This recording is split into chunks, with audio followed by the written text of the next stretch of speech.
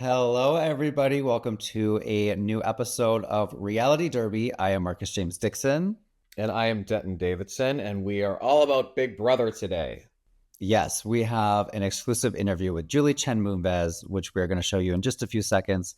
And Denton and I are also going to tell you all of our thoughts on week one of Big Brother, including the live feeds. I mean, you've been pouring into those, haven't you? Such a hot mess. I mean, Keanu's spiral, I was just sort of blown away. So I can't wait to talk about it. And then at the very end of the video, we're going to be giving our predictions on some of these Emmy categories for reality, like competition program, reality host, and then maybe structured and unstructured if we're feeling like it, Denton, because everyone cares about those.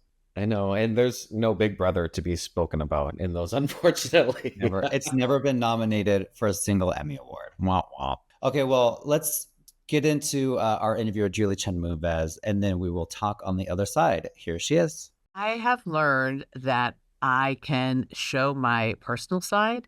Having taken this job when I was just strictly a news person, I think I've really evolved.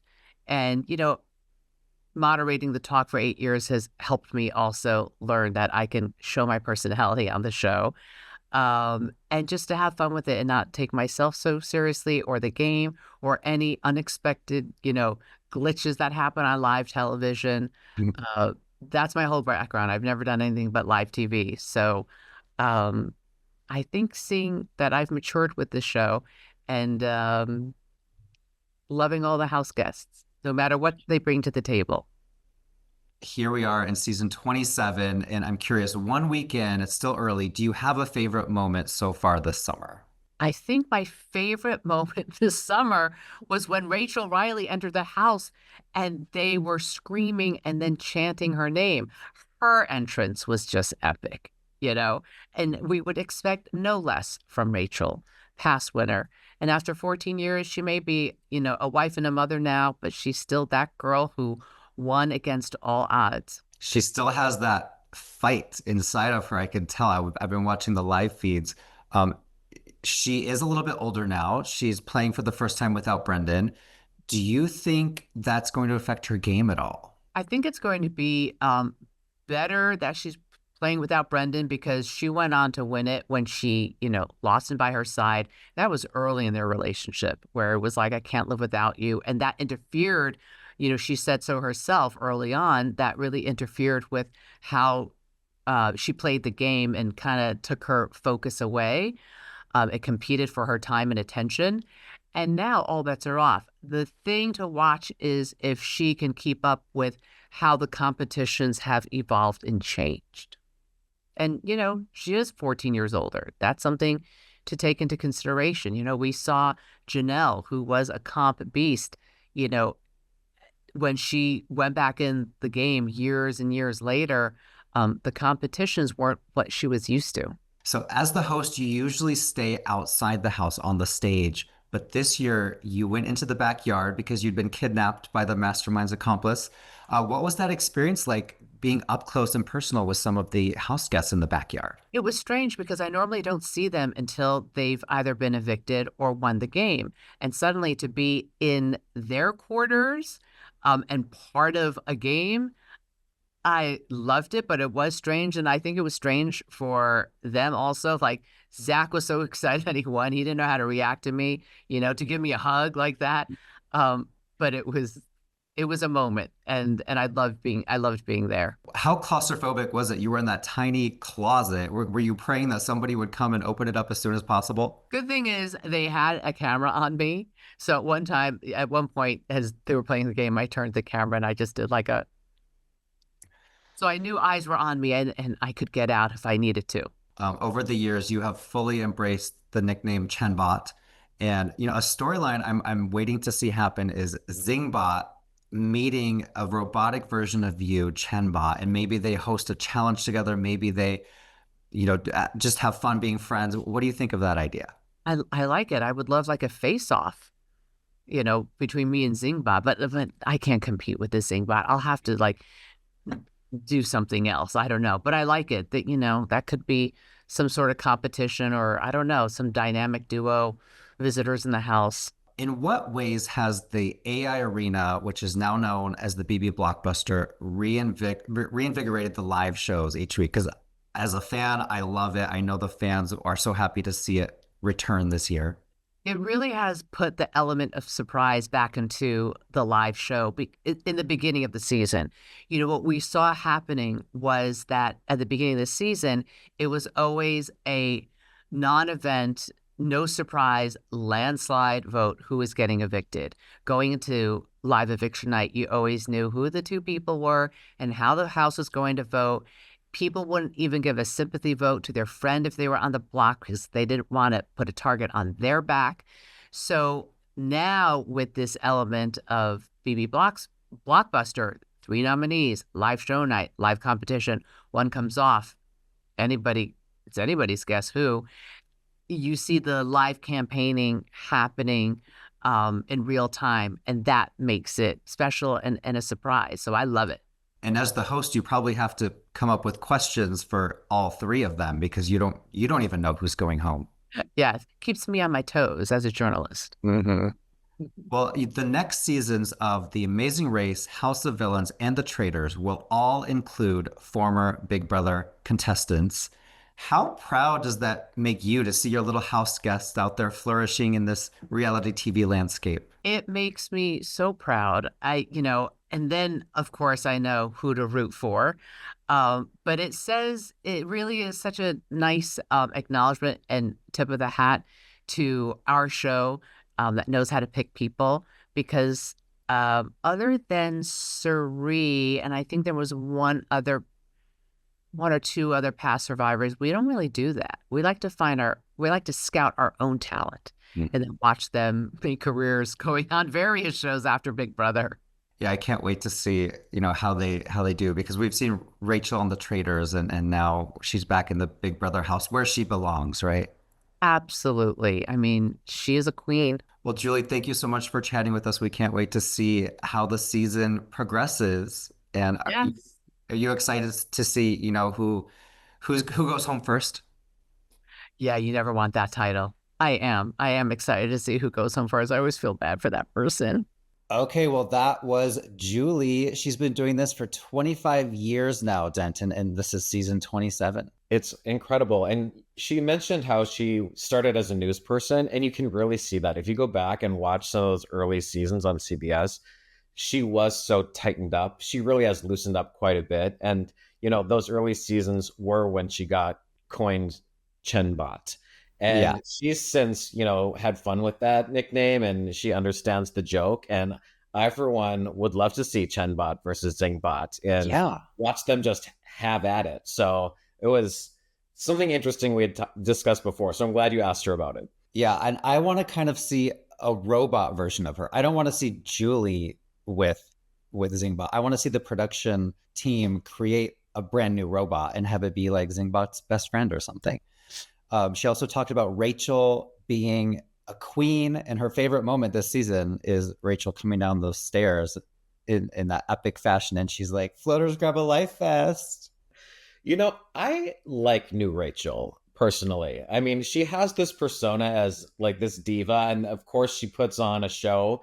But I think at the heart of it, I think she really is like a nice person. I mean, her and Brendan live in Alabama. They're not like these reality stars like trying to become some big thing in LA. And she's giving solid advice. I mean, she's giving solid feedback to people like Keanu, who's a hot mess. And she's genuinely happy for people. I mean, I saw her speaking to Riley and he was like, "Oh yeah, my brother's got promoted to manager of a tire store." And she's like genuinely happy. I feel like this is Is a it fake? mature Rachel who is making genuine connections with the house guests, and I'm here for it. Genuine connections or fake connections? I believe her. I mean there's always a game player in her. She's very strategic and we've seen that, but I think she genuinely does have an interest in most of these players, or at least what they can do for her. What we've seen she has not been in the house, Rachel, in 14 years. Since then, she's been on The Amazing Race. She's been on The Traitors. And, I'm glad Julie in our interview mentioned, I said, are you happy Julie's back in the house? And she's like, "Oh yeah, she's the queen." And I agree. And I feel like Big Brother should be doing this more, like bringing in more all stars to compete with the newbies. Because I know a lot of people out there love the seasons with all newbies, Survivor too, but I love the all stars almost more. Except for Big Brother All Stars sucked epically. So I do like the idea of taking one All Star and planting them there. Like this season, maybe two. But we've seen, I mean, that last All Star season when Cody won, what a shit show. Like everyone came in with a pre planned alliance and they just handed it him to him on a silver platter. It was the worst season of Big Brother I've ever watched. And I never want to see it again. And their egos are also inflated. It's better to just come in with a fresh group of people and have to kind of humble themselves and work themselves back into the game. I think this format is much better with newbies and one or two all stars. I would say that maybe my least favorite season was 25 because that season was the one where every vote was unanimous. Nobody would break out and do any other kind of gameplay. Julie actually mentioned that. And that's what led to the AI Arena in 26 and now the BB Blockbuster in 27. The best change the show has made, would you agree, since the veto was created in season 3?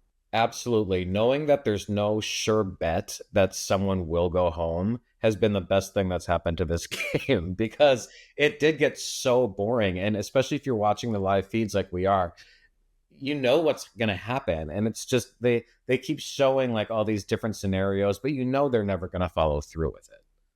So you like the live feeds. I feel like they're so boring. The one scene I turned on the other night and it was Jimmy and Zay, they were looking at the wall. What do you call the wall with all the faces? The memory wall.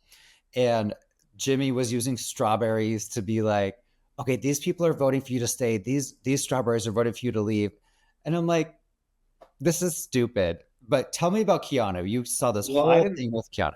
I didn't catch that, but the other Monday, I think it was Monday morning, he woke up. I mean, this guy's mouth goes like a mile a minute. He's talking to anyone who will listen to him. He interrupts, he never shuts up, and he just turns off all of the house guests. So everyone just sort of looks at him with glazed over eyes. He's completely not self aware, and he just keeps digging his own grave everywhere. And I mean, the house guests were pleading with Vince to just throw him up. Let's get rid of this guy.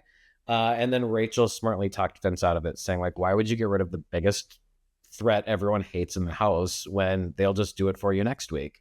So, of course, he threw up Kelly, who stupidly volunteered herself to go on the block as a pawn. Never do that. And now she's crying about it because she realized that it was an idiotic move. And she's probably going to go home this week. Oh, you don't think Zay's going home? No, I don't think so. I think people like Zay, and I will say everyone assumes Zay's going to win this BB Blockbuster competition.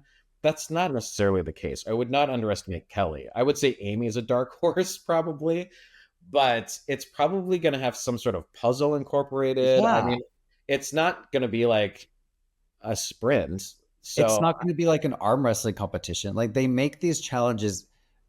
try to make these challenges as equal as possible so that anyone could win them. Like it's going to be like search around for something that looks like something else. It's going to be something that anyone can do. So I don't think there's a front runner in that challenge at all. no. So their assumption is wrong. But I still think Kelly could potentially go home regardless of who she's sitting next to. I think there's a movement to get rid of Zay, but I think people are so annoyed by Kelly. She's kind of rubs people the wrong way.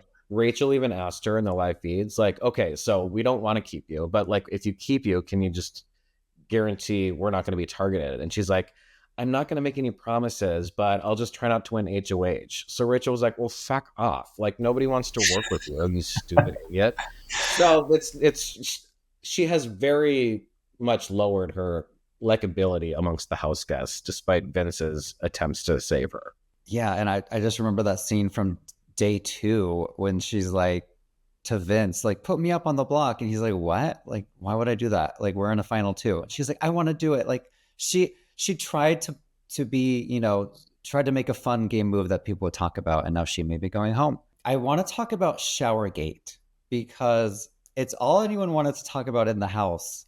It's And ridiculous.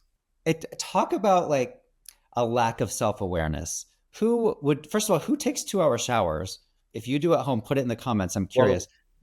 Well, listen to this. The controversy stirs because now they're saying in recent updates, some things may have been shared between Ashley and Vince that the shower was not 2 hours. It was 15 minutes, and she was up there the rest of the time talking to Vince about game. What?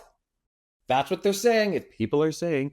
So we don't know for sure that it was 2 hours. I'm not. So maybe it was, maybe it wasn't. Regardless, I think this is the stupidest controversy that is, and they're really they were at that point really reaching for anyone to become like the first victim. So her winning the veto and taking herself down did save her. She would have definitely gone home.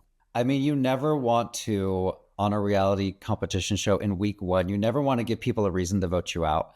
And if she did take a 2-hour shower, that is a reason. If she took a 15-minute shower, that's not a reason at all. And this is just a made up controversy. It reminds me of, was it Muffin Gate? When somebody was mad that someone else ate her muffin. Yes, I forgot her name, but I do remember Muffin Gate. Yeah. They at least kind of laughed about that, though. There hasn't been like any jokes about this. Very serious stuff. People very pissed off about the shower. Catherine was someone that's like, I'm not offended at all that you took a 2-hour shower, but then I think she really was offended, which is really funny.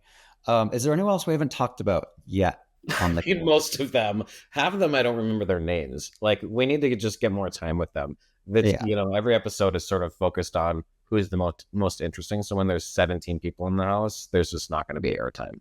Yeah, I mean, there is that alliance that I'm kind of interested in with Jimmy, Mickey, and Morgan, the triple threat, and they have their little. I like them. Jimmy playing way too hard and strong and fast, but I do.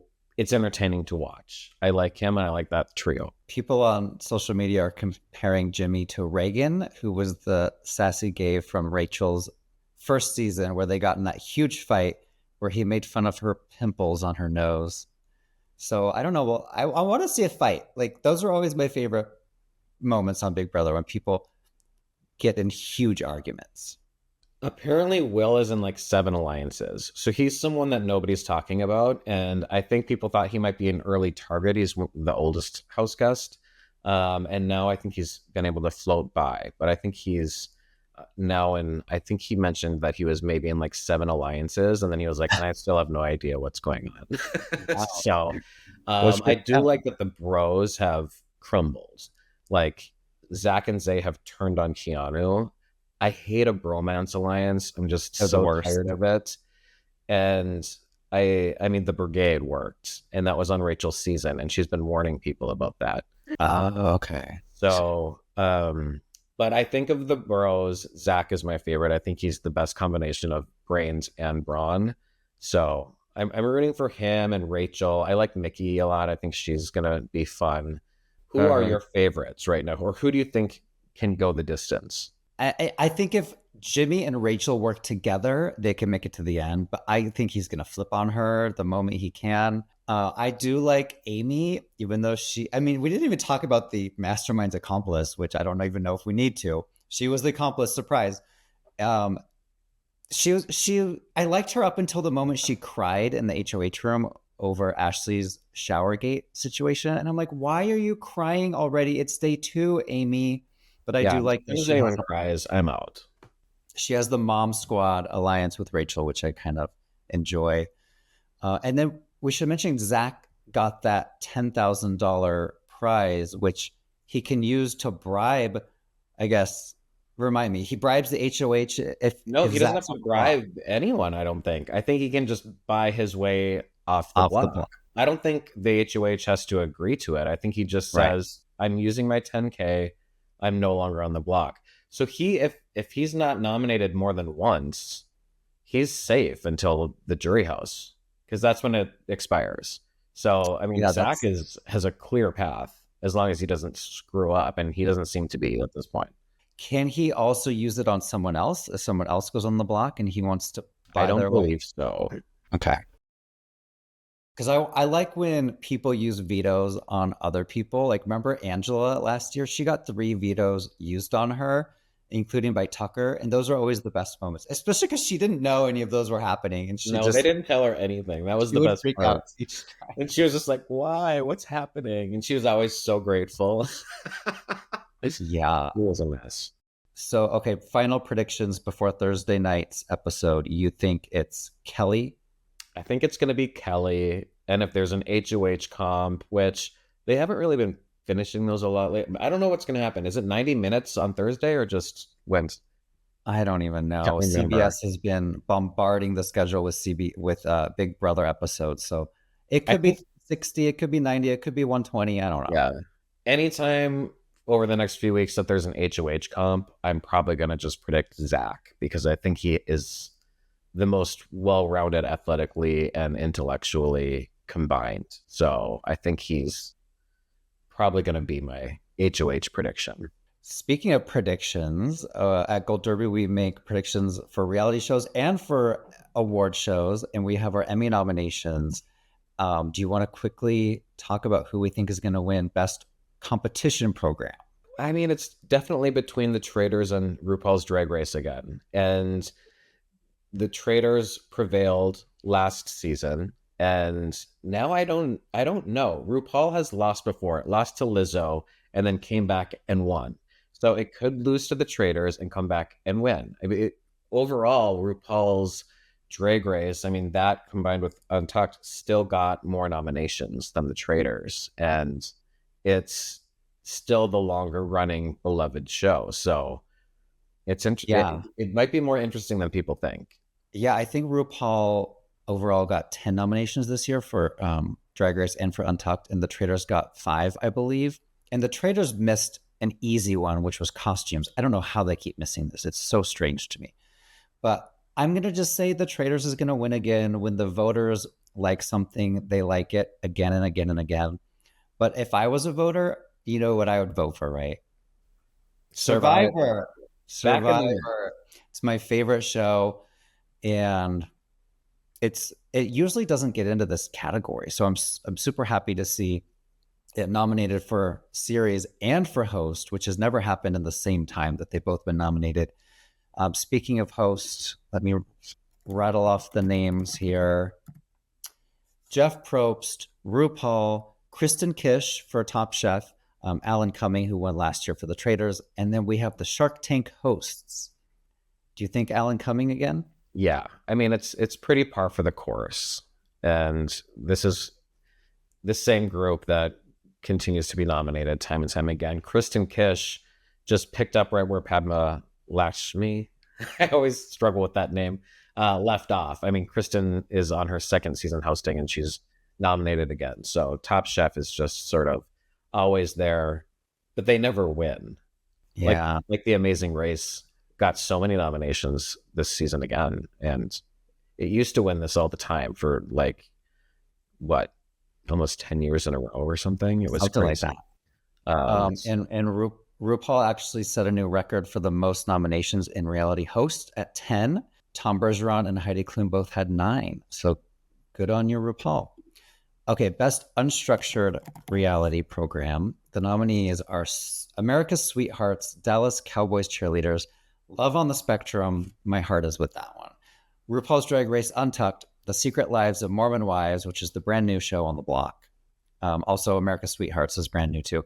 And Welcome to Wrexham. So Welcome to Wrexham has won this twice before. Love on the Spectrum won this in 2022. And Untucked won this. So we got a lot of winners coming back here, plus the 2 new shows. I mean, these aren't my favorite shows. I'm not a big watcher of any of them necessarily. I mean, I think I like mine a little trashier than this. It's just not quite in the gutter enough for me. I think they should have gone with like Bachelor in Paradise or Selling Sunset. I enjoy. I will say, if you like trashy, The Secret Lives of Mormon Wives, it made my face go red. I could not believe what I was watching. What these nice ladies talk about in their private lives. There's something with Fruity Pebbles that I'm traumatized by. I've only seen one episode, so I'm going to have to get back into that one because maybe that's the one I should be rooting for. That one may be too trashy to win. I think this America's Sweethearts thing could do it because the creator of that won for Cheer in 2020, and now he's back again with this new show. Okay, last category. Best Structured Program. The nominees are Antiques Roadshow, which has been nominated 23 times. It's never won. Diners, Drive-Ins, and Drives. And Diners, Drive-Ins, and Dives. Love is Blind, Queer Eye, and Shark Tank. Shark Tank won this last year. Queer Eye has won this multiple times before that. I would probably go with Shark Tank again. I think Queer Eye has fallen off a little bit. And Love is Blind, I enjoy that show, but last season was awful. So it was the worst of them all. And so I'm not going to go in that direction. Yeah, I might do Shark Tank again. It was Mark Cuban's last season. So if voters care about something like that, maybe that's an extra reason to give it a vote. I think it's time Antiques Roadshow won, though. 23 noms in a, I don't know if they're in a row, but 23 noms total, and it's never won. That seems a little bit cruel to me. Yeah, just give it to them. It's a weird category, and it would be like an achievement award. All right. Thank you, everybody, for watching Reality Derby. We will be back again with Denton. I think you're going to be talking with the eliminated house guest next week. Probably so, Kelly or Zay or Amy. I'm talking to one of them on Friday, and we'll have that video up the following week. All right. Thanks, everyone. Bye.